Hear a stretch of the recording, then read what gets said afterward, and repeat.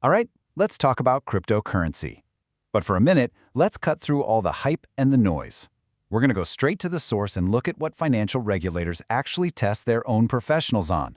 We're talking about the real risks and what they mean for all of us. Okay, let's dive right into the single most important difference you need to understand. It's really this simple. On one side, you've got your bank deposits, which are typically insured by the government, a safety net. On the other side, cryptocurrency, with absolutely no insurance, no guarantees. This right here is the foundation of all the risk we're about to talk about. So why is there no insurance? To really get that, we have to take a step back and ask a more basic question. What even is a digital asset?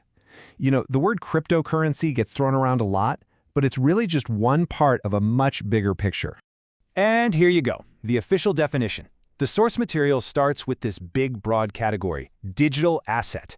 This is the umbrella term for everything from Bitcoin to all sorts of other crypto tokens. The key thing is, they only exist electronically and they're all built on cryptography. Now, what makes all this stuff work without a bank or some other central authority sitting in the middle? Well, it's a piece of tech you've probably heard of. It's called the blockchain.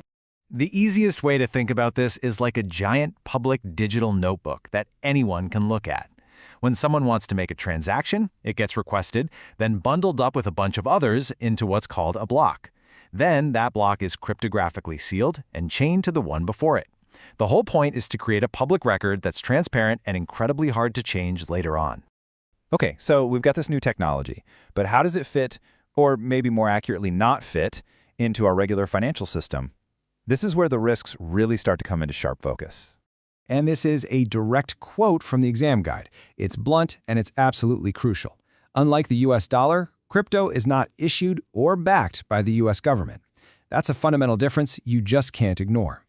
This chart just lays it all out so clearly. Look at traditional assets on one side. You've got government backing, you've got insurance from groups like the FDIC, and you have decades of established rules. Now look at the crypto column. No central authority, zero insurance, and a regulatory rulebook that is, let's say, a work in progress. It's a completely different world. So, if you strip away all those normal protections, what are you left with? What are the specific dangers that financial professionals are actually tested on? The guide breaks it down into 4 main areas of concern.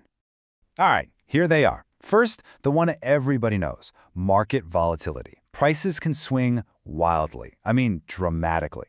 Second, regulatory risk. A new law could pop up overnight and change everything.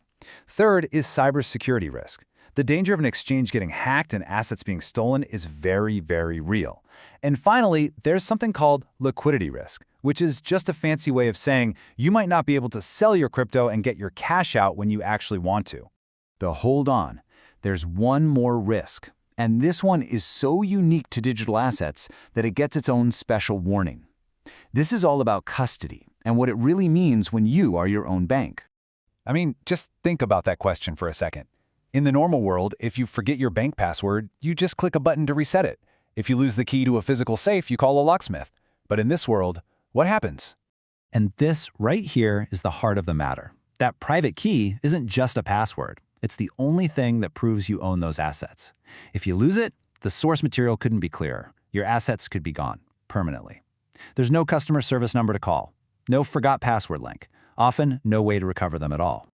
Okay, so after covering all of this, from no insurance to the wild price swings to the terrifying idea of losing your key forever, the exam guide boils it all down to one final, official takeaway for any potential investor.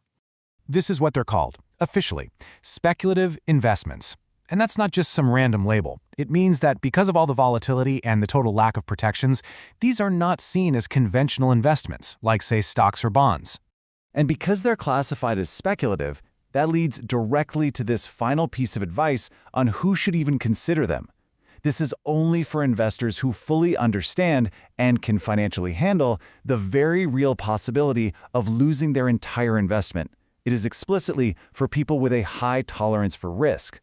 So this is where we're left. The promise of this technology is a whole new, decentralized financial world. It's exciting. But the regulatory reality, as laid out for financial professionals, is one of high risk and very, very few safety nets. And that leaves us with the ultimate question that everyone has to answer for themselves. Is that a price you're willing to pay?